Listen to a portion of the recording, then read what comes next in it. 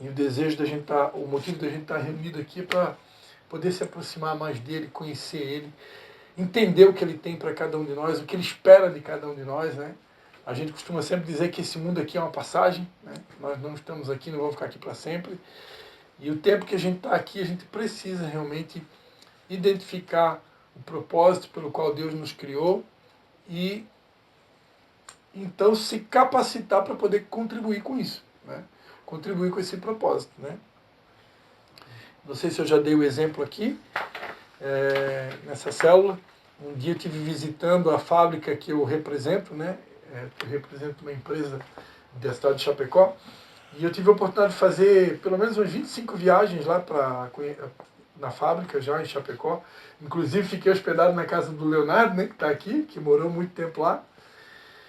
E uma dessas minhas idas a Chapecó, eu fui com a minha filha, Anne Cristine, que completou 18 anos esse sábado, dia 12. E a gente foi almoçar junto com o advogado da empresa, que atualmente é o diretor administrativo da empresa, o Dr. N, né? Acho que eu já contei essa história uma vez na célula, né? E ali, almoçando com ele, conversando, ele tava compartilhando conosco que bem jovem, acho que com 15, 16 anos de idade, ele já descobriu o que ele queria para a vida dele. Ele descobriu que ele nasceu para ser advogado. Então, com 16 anos de idade aproximadamente, ele já tinha na mente, não, eu nasci para ser advogado, então eu vou estudar, eu vou batalhar, eu vou dar o meu melhor, vou fazer faculdade, porque eu quero ser um ótimo advogado, né? Quero ser o melhor advogado. E assim se tornou um excelente advogado, tanto é que hoje, além de advogado, ele é o diretor administrativo do Grupo Ecosset, né? Que é essa empresa que eu represento, que é uma empresa hoje que exporta para muitas nações e tem a marca registrada em mais de 25 países, né? É uma empresa muito forte. E ali ele compartilhando isso comigo, com a minha filha, né? Me fez entender a importância que é, o valor que tem quando você descobre cedo, né, o propósito de Deus para a tua vida. Cada um aqui nasceu com um propósito. Não tem ninguém aqui que nasceu sem um propósito, né? Ninguém está nesse mundo aqui só para ocupar um espaço, né, numa cadeira de uma igreja, né, ou num banco na casa do, do Nunes, né? Todos nós viemos a esse mundo com um propósito, né? O salmista Davi, no Salmo de número 139, se quiser abrir, já vamos Salmo 139. Salmo 139. Salmo de número 139. Na mão estou cheio de livro. Não, assim. Salmo 139.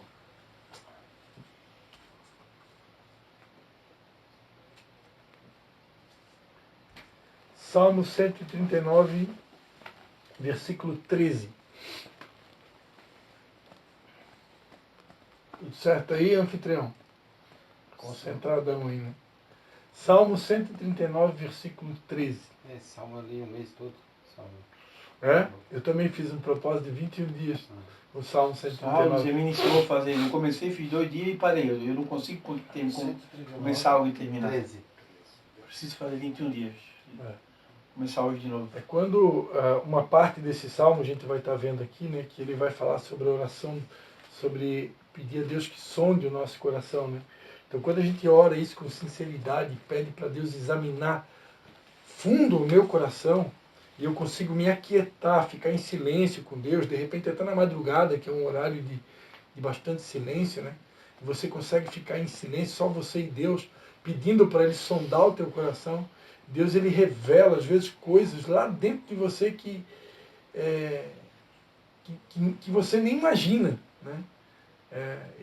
Deus, Ele, além dele se revelar para nós, Ele revela quem realmente nós somos. Ele revela as nossas motivações, as nossas intenções, né? Então Deus, Ele examina a gente lá dentro, né? E às vezes quando Deus nos mostra para nós mesmos, a gente pode se assustar, né? Às vezes Tem gente que pensa assim, mas eu sou bom, né? Eu não mato, eu não roubo, eu não fumo, nunca estuprei, nunca matei, nunca adulterei, nunca isso, nunca aquilo. E o cara pode até se achar que ele é bom, né? Porque, afinal de contas, eu nunca fiz nada grave, considerado grave, né? Mas, com o tempo, a gente vai aprendendo que existem alguns pecados que não aparecem, que são muito mais graves do que aqueles que aparecem, né? Eu me lembro quando o Leonardo, ele foi fazer o segundo encontro com Deus, né, que é um retiro que a gente faz, né, encontro face a face com Deus. E ele voltou de lá, e se eu não me engano, ele ainda acabou tropeçando e voltou a usar, não sei se cigarro, se maconha, se alguma coisa. E eu escutei alguém falando, criticando ele, né, criticando porque ele tinha voltado a usar, sei lá, droga, sei lá. E aquela pessoa que compartilhava isso comigo, lá dentro de mim, eu pensei assim, coitado, né? Porque se ele soubesse que para Deus o pior dos pecados não são aqueles que aparecem.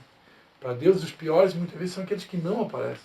Como, por exemplo, a soberba, o orgulho. A Bíblia diz que Deus resiste ao soberbo, né? Então Deus tem aversão a pessoas arrogantes, pessoas orgulhosas, né? Pessoas que se acham melhores do que as outras, né? Por causa daquilo que ela tem, ou daquilo que ela conquistou, por causa de um título, por causa de uma posição. Né? Deus tem aversão a essas pessoas, né? Deus resiste a essas pessoas, né? Então, para Deus, muitas vezes você usar o álcool, por exemplo, a droga, não que isso não seja ruim, isso é ruim, porque está danificando o templo do Espírito Santo que somos nós, né? E a Bíblia diz que se eu destruir o templo do Espírito Santo, que é esse corpo aqui, Deus vai destruir, né? Então, eu tenho que zelar por esse templo, né? Eu não posso danificar o templo, nem com álcool, nem com droga e nem com comidas ilícitas, podemos dizer assim, né? Os exageros, né, que eu me refiro, né? Então, Deus, ele está mais preocupado muitas vezes com aquilo que ninguém vê, né? E para a gente descobrir aquilo que ninguém vê, que nem eu estou vendo, só com a oração do sonda-me. Quando eu faço essa oração com sinceridade, o que é uma sonda, né? Alguém aqui já usou uma sonda? Eu recentemente passei por um procedimento de cateterismo, né? Onde foi feito um corte aqui na minha veia do braço e foi colocado uma espécie de uma sonda, né? Um catéter, é que nem uma sonda, que foi enfiado por dentro da veia, foi enfiado até o meu coração. E lá dentro o médico conseguiu examinar todas as artérias próximas ao meu coração, né? Para poder ver como que está o meu coração, ou as artérias do meu coração por dentro. Então, sondar é examinar por dentro. É isso que Deus faz quando a gente faz esse tipo de oração, né? Senhor, sonda-me, examina por dentro. Tem até uma música que eu gosto de cantar muito que fala sobre isso. Então, isso é uma coisa importante de se fazer, né? Até para a gente se conhecer, né? Será que eu sou tão bom assim? Então, será que eu sou tão bom assim? É que a gente às vezes se acha bom, né? E aí você vai lá e Deus começa a te mostrar você por dentro, né? E você começa a ver que você não é tão bom assim como você imaginava que era. Amém? Mas vamos lá, o Salmo 139, a partir do versículo 13. Todo mundo achou aí? Diz assim, é o Salmo do rei Davi, tá? Davi foi um dos maiores reis de toda a história de Israel, tá? Ele vai dizer assim, ó: pois criaste o meu interior, entreteceste-me no ventre da minha mãe. Eu te louvo porque de um modo terrível e maravilhoso fui formado. Maravilhosas são as tuas obras, e a minha alma o sabe muito bem. Os meus ossos não te foram encobertos, quando no oculto fui formado. Quando fui entretecido nas profundezas da terra, os teus olhos viram o meu corpo ainda informe. Todos os dias que me foram ordenados para mim, no teu livro foram escritos, quando nenhum deles ainda havia. Quão preciosos que são, ó Deus, os teus pensamentos, quão vasta é a soma deles. Se o contaste, seria em maior número do que a areia, Quando acordo, ainda estou contigo. Se tão somente mataste o ímpio, ó Deus, apartai-vos de mim, homens de sangue. Eles falam contra ti com intenção maligna. Os teus inimigos tomam o teu nome em vão. Não odeio eu, ó Senhor, e abomino aqueles que se levantam contra ti. Odeio-os com ódio completo, tenho por inimigos. Aí ele vai dizer, né? Sonda-me, ó Deus, conhece o meu coração, prova e conhece os meus pensamentos, vê se há em mim algum caminho mau e guia-me pelo caminho eterno. Que é o que a gente estava falando agora, né? Agora, pedir para Deus sondar, né? Sonda-me, ó Deus, conhece o meu coração. Ou seja, Senhor, me examina por dentro. Né? Eu já devo ter falado aqui, vou repetir, que coração e mente na Bíblia é a mesma coisa, tá? Quando a Bíblia fala, né, sobre coração, o coração, para o ser humano, ele é considerado a sede dos sentimentos, das emoções, né? Mas, na verdade, tudo acontece aqui, ó. É aqui que tudo acontece. Não é aqui que acontece. Aqui, o coração ele é só um órgão que bombeia sangue. Ele não tem capacidade de pensar, não tem capacidade de sentir, né? Tudo acontece na nossa mente. Né? É uma curiosidade quando a Bíblia diz, né, sobre tudo que se deve guardar, guarda o teu coração, porque dele procedem as fontes da vida. Deus está dizendo, olha, cuida dos teus pensamentos. Cuida dos teus pensamentos. Tudo aquilo que é puro, tudo que é amável, tudo que é de boa fama, se há algum louvor, se há algum cântico espiritual, tudo que é puro, né? É isso que ocupa a tua mente. Não deixa entrar besteira na tua mente. Não deixa a tua mente ser contaminada. Não deixa a tua mente entrar na tua mente pensamentos negativos, pensamentos de desânimo, pensamentos de morte, pensamentos depressivos, pensamentos de tristeza, pensamentos de mal, pensamentos ruins. Não deixa entrar isso na tua mente. Bota uma guarda, né, na tua mente e não deixa isso entrar. Né? A nossa mente tem que estar blindada desses pensamentos. Né? Na minha mente só pode entrar aquilo que é puro, aquilo que é amável, aquilo que é bom, aquilo que é energia positiva, fé, coisa boa. Né? Então, coração e mente é a mesma coisa. Então, quando a Bíblia diz, sonda o meu coração, Senhor, examina os meus pensamentos. Dá uma examinada aí, Senhor. Nessa madrugada, de segunda para terça, dá uma examinada aí nos meus pensamentos. Né? Você sabia que, biblicamente falando, o dia não começa quando amanhece o dia? Sabia disso? Que, biblicamente falando, o dia começa quando termina, quando anoitece? Então, na verdade, de acordo com a Bíblia, para o judeu, nós estamos começando o dia agora. Terça-feira começou agora. Terça-feira. Né? Para vocês entenderem melhor. Porque Deus conta assim, né? O Shabat, por exemplo, que é o sábado, né? Que o judeu ele comemora, né? Ele guarda o sábado, porque é um mandamento bíblico, né? Guardar o sábado, então o judeu guarda o sábado. Então, para eles, o sábado não começa quando amanhece o dia no sábado. E nem à meia-noite, como a gente costuma contar aqui, né? Meia-noite começou o sábado, né? Para o judeu, não. No pôr do sol começou o sábado já. O sábado para eles vai do pôr do sol de sexta-feira ao pôr do sol de sábado. Para nós, não. Meia-noite termina sexta-feira e começa o sábado. Para eles, não. Para eles é o pôr do sol de sexta-feira até o pôr do sol. Então, para nós aqui, se a gente for analisar nessa cultura bíblica, né, nós já estamos no novo dia aqui. Já começou a terça-feira. Então, que nessa terça-feira, Deus possa examinar os nossos pensamentos. Mas por ver, parece que tem sentido, né? Não tem como trocar de dia assim, meia-noite, né? A Bíblia diz que Deus vinha conversar com Adão na viração do dia, né? Então a viração do dia é isso. É quando está virando, né? Tipo, agora, ó, escureceu. Né? Virou o dia. Pode interpretar que virou o dia agora e Ou pode meia-noite. interpretar também quando clarear, né?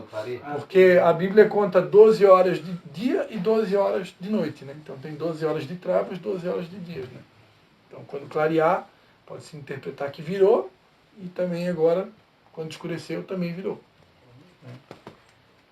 Mas enfim, queridos, voltando aqui ao tema da mensagem, né? Que eu entendi que Deus quer nos lembrar nessa noite do nosso propósito. Né? Davi, ele declara aqui, ó,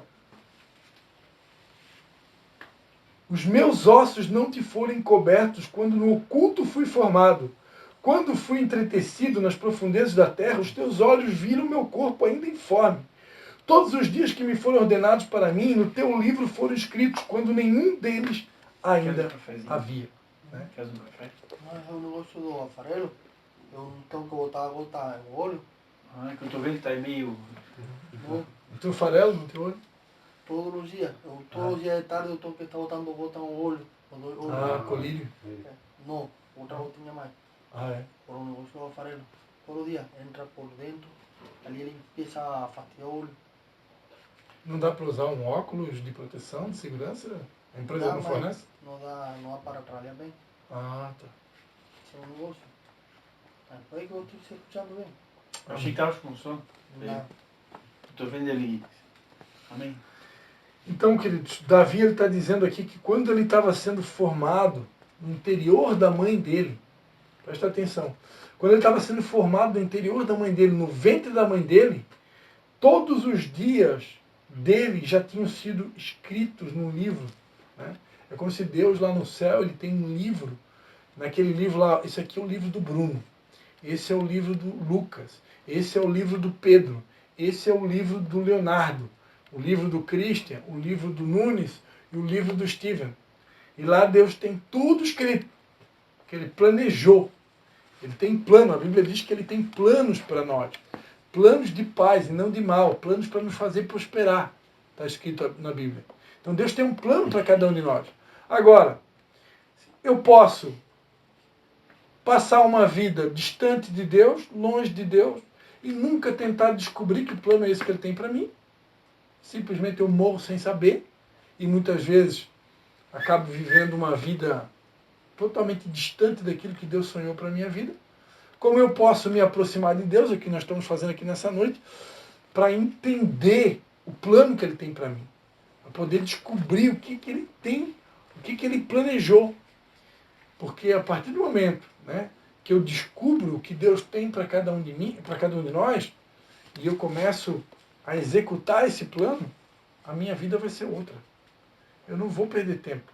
Né? Imagina, hoje eu sei que Deus me chamou para ser pastor.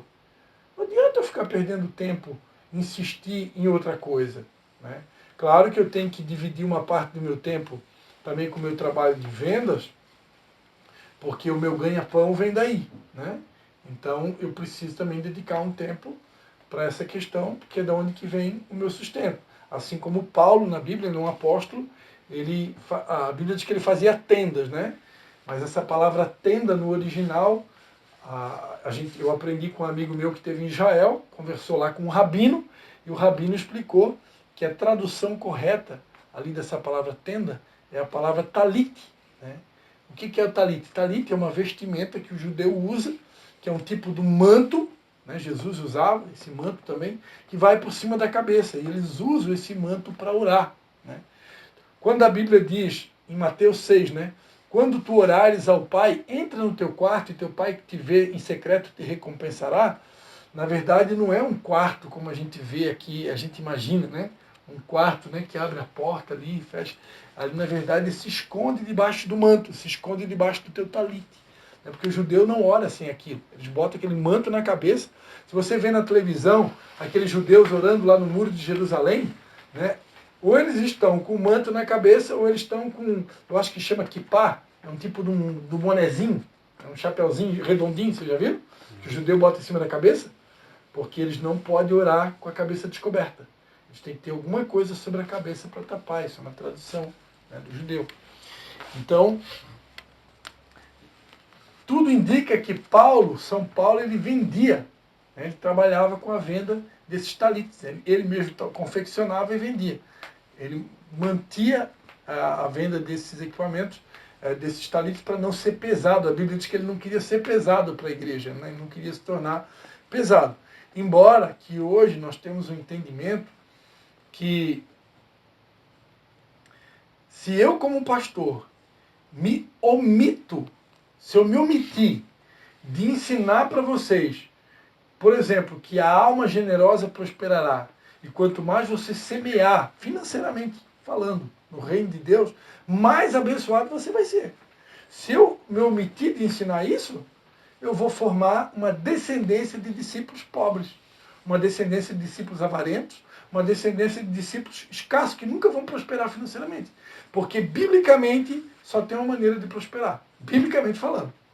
Eu tenho que semear no reino. A Bíblia diz que quem semeia pouco, pouco vai colher.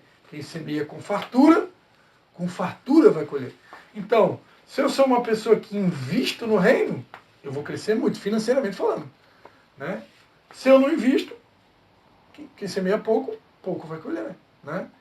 No mundo lá fora, as pessoas ensinam que tu vai prosperar financeiramente se tu for estudar lá em Harvard, fazer uma ótima faculdade, fazer cursos e comprar lá o curso, lá o método não sei o que o cara está vendendo lá na internet, que você vai fazer um mês daquele método lá e você vai voltar de lá e você vai ficar rico, né? Aí os caras vão vendendo o curso e vendem as criptomoedas e toda semana, todo mês tem alguma novidade para te ficar rico rápido.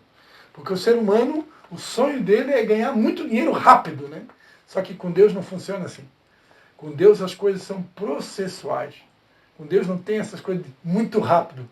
Muito rápido é perigoso. Tudo que é muito rápido é muito perigoso. Uma pessoa que cresce rápido, ela pode cair rápido. Né? Uma pessoa que fica muito rica rápido, ela pode ter um tombo rápido. Né? Então, com Deus, é um dia de cada vez. Né? É um mês de cada vez. Né? É passo a passo. Deus quer nos construir. Ele quer construir em nós o caráter dele. Porque se Deus conseguir construir o caráter dele em mim, ele pode botar muito dinheiro na minha mão, porque aquele dinheiro não vai me corromper. Eu não vou me desviar do caminho de Deus por causa de dinheiro. Não vou desviar do caminho de Deus por causa de tentações desse mundo. Agora, se eu não permitir Deus construir o caráter dele em mim, primeira bênção que eu alcançar, o cara agora... não preciso mais de Deus, olha só como é que eu estou. Olha só, estou bombando, as minhas empresas estão bombando, meu trabalho está bombando, eu estou bombando. Né? E esse estou bombando é muito perigoso. É muito perigoso. Então, eu preciso deixar Deus me construir. E para Deus me construir é demorado, não é uma coisa da noite para o dia. Né? Mas vale a pena. Vale a pena porque é uma pessoa que é construída em Deus. Jesus, ele compara, né, uma pessoa que é construída em Deus e uma pessoa que é construída sem Deus. Né? A pessoa que é construída sem Deus, ele é comparada a uma casa que foi edificada sobre a areia. E a pessoa que é construída em Deus é comparada com uma casa que foi edificada na rocha. Qual que é a diferença? Né? Ambas as casas vão enfrentar tempestade. Ambas as casas vão enfrentar vendaval. Ambas as casas vão enfrentar chuva, vão enfrentar o fogo, vão enfrentar as adversidades dessa vida. O detalhe é que a casa que é edificada na areia, quando vem o vento, quando vem a chuva, quando vem a enchente, a tempestade, ela sucumbe. E a casa que é firmada na rocha, pode vir tempestade, pode vir vendaval, pode vir olho gordo, pode vir macumbaria, pode vir feitiçaria, pode vir o que for. Nada derruba um casal, uma família, uma casa, uma pessoa firmada na rocha. Nada derruba. Não tem. O capeta não consegue derrubar. Né? Só que é demorado o negócio. Né? Então, abre o olho, né? Com promessas mirabolantes. Né? Quando vier uma promessa para você ficar rico da noite para o dia, toma cuidado. Quando vier uma promessa para você, vou se mudar de cidade, vou mudar de estado, vou mudar de país, e agora vou ficar rico. Né?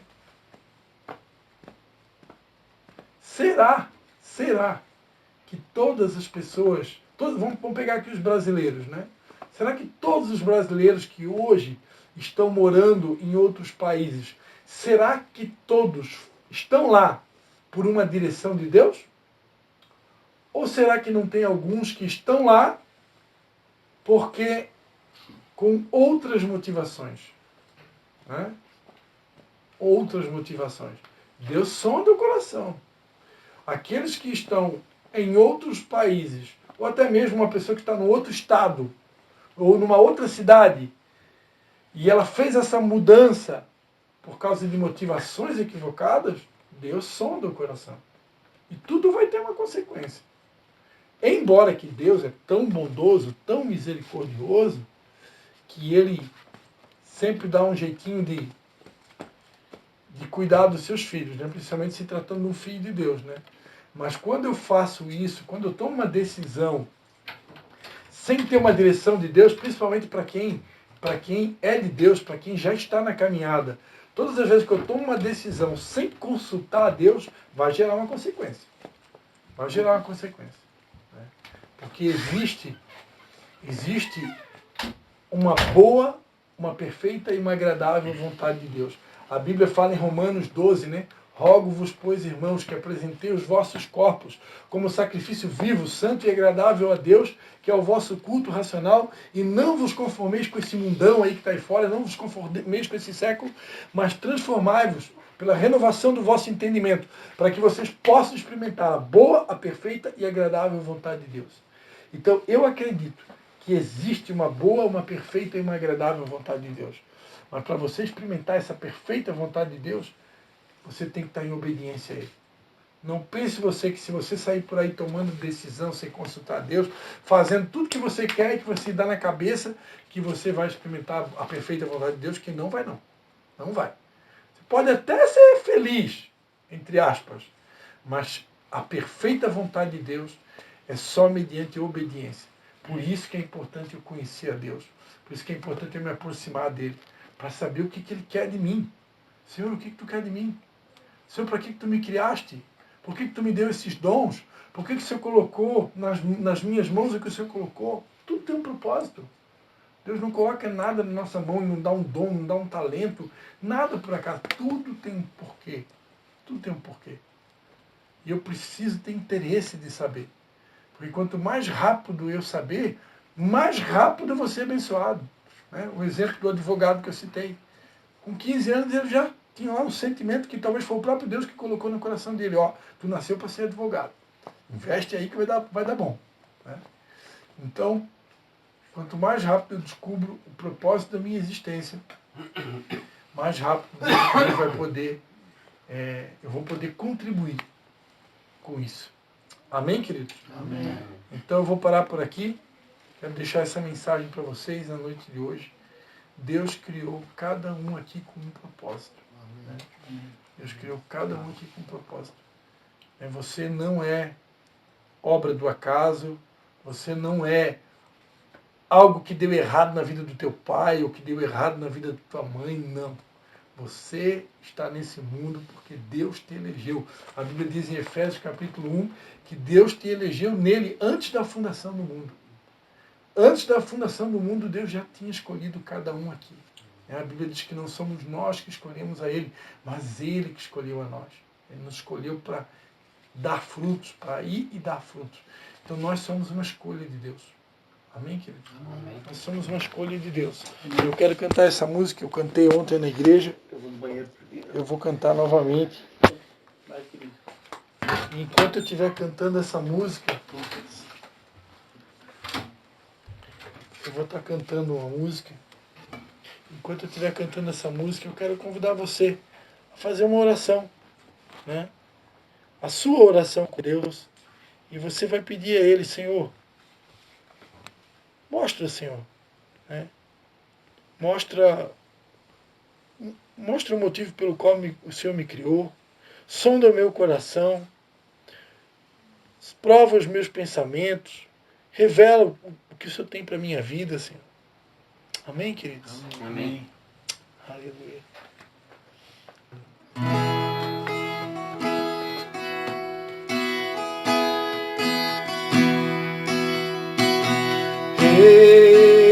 Eu fui escolhido por ti, fui separado para ti.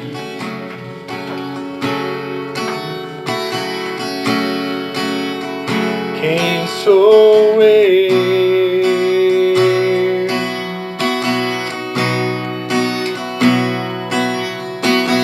Eu não era a escolha de ninguém. Jamais alguém olhou pra mim.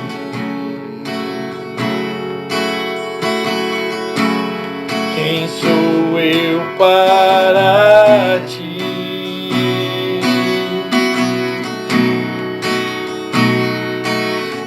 Improvável, mas escolhido, incapaz, mas vencedor em ti, Senhor. Oh, oh, oh, oh.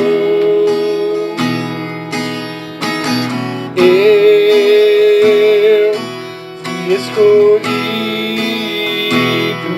por ti,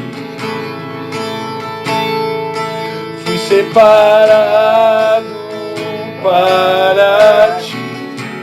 Quem sou eu? Quem sou eu?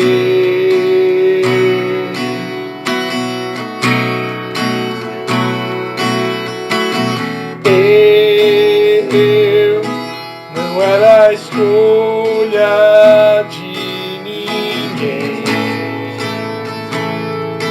Jamais alguém olhou pra mim. Quem sou eu para ti? Quem sou eu para ti?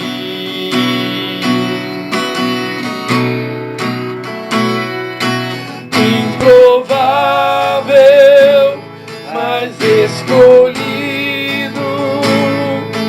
incapaz, mas vencedor em ti, Senhor. Oh, oh, oh,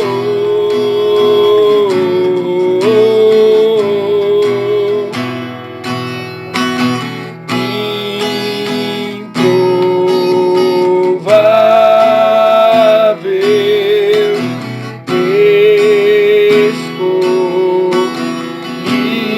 escolhido, vencedor.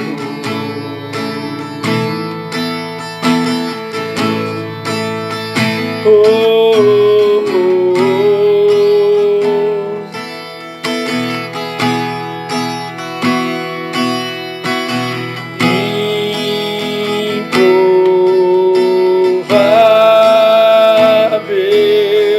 improvável,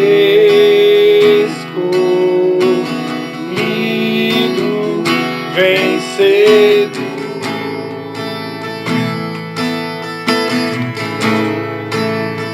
Oh,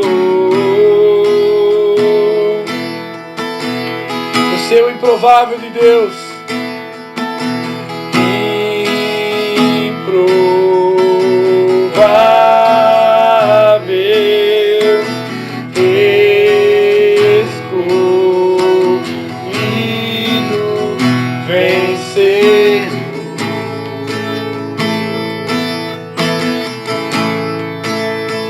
Oh,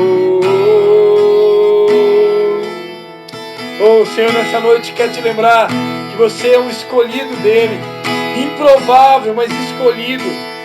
Ele te escolheu desde o ventre da tua mãe, quando você ainda era uma substância informe no ventre da tua mãe. Ali o Senhor já havia te escolhido, ali o Senhor já havia te planejado, Ele já havia sonhado com você. Ele tem um plano para a tua vida. Ele não trouxe você aqui por acaso. Ele trouxe você aqui porque Ele tem um plano para a tua vida. E Ele quer revelar esse plano. Ele quer revelar esse projeto. Oh, Ele tem projetos nobres. Ele tem planos nobres para as nossas vidas. Por isso peça a Ele nessa noite. Peça, bata, clama. Oh, invoque o nome dEle. Diga para Ele: Senhor, revela quais são os teus planos. Revela quais são os teus sonhos, o que o Senhor tem para a minha vida, Pai. Eu quero, Pai, contribuir, eu quero colaborar, eu quero cooperar com os planos que o Senhor tem para a minha vida, com os propósitos, com os sonhos que o Senhor tem para cada um de nós, para a minha vida, Pai. Em nome de Jesus. Oh, alinha o meu coração com o teu coração, Papai. Alinha o meu coração com os teus planos. Alinha os meus projetos com os teus projetos. Alinha o meu trabalho, o meu emprego, tudo que tenho, tudo que sou, tudo que faço. Alinha com o teu projeto maior. Em nome de Jesus. Em nome de Jesus. Em nome de Jesus.